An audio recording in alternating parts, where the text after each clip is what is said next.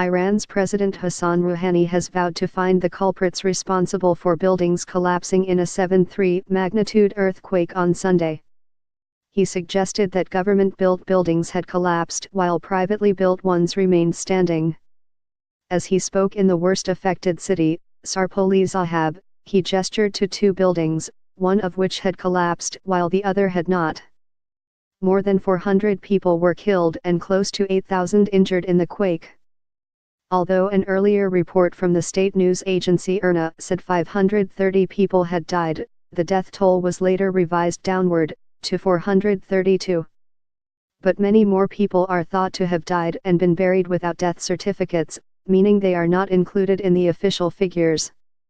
The government is scrambling to get aid to Kermanshah province in the west of the country, where hundreds of homes were destroyed and people have spent 2 nights outdoors in the cold.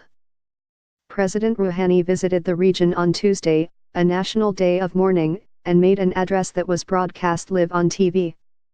He said the government would lend and give money to those left homeless, and hold accountable anyone found not to have upheld building standards.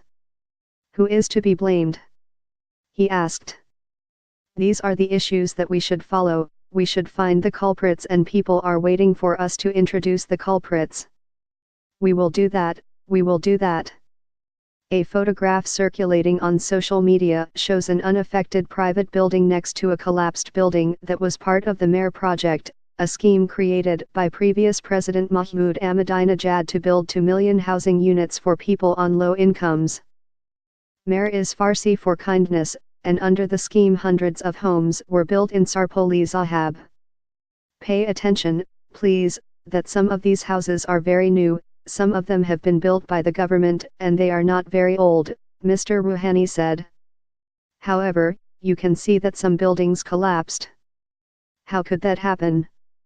But Maj General Mohammad Ali Jafari, head of the elite Islamic Revolutionary Guards Corps, IRGC, told State TV, newly constructed buildings held up well, but the old houses built with earth were totally destroyed. Mansoura Bagheri, an Iran-based official with the Red Crescent Society, told the BBC about 12,000 residential buildings had totally collapsed. One aid agency said 70,000 people needed shelter after the quake, which struck at 21:18 local time, 18:18 GMT, on Sunday, about 30 kilometers, 19 miles, south of Darbandikhan in Iraq, near the northeastern border with Iran. Analysis by G.R. Gol, BBC Persian. 48 hours after the earthquake, thousands of people complain that still they have no tents, food, or water. They complain about the lack of coordination between security forces and aid agencies. Although many soldiers showed up, they didn't have enough ambulances or proper machinery to move rubble. More than 1,900 Kurdish mountain villages have been affected. The villagers say no one from the government has come to their rescue, but ordinary Iranians from neighboring cities and provinces have started sending aid. Most of the government-sponsored affordable housing complexes for the poor were damaged severely, and many died inside.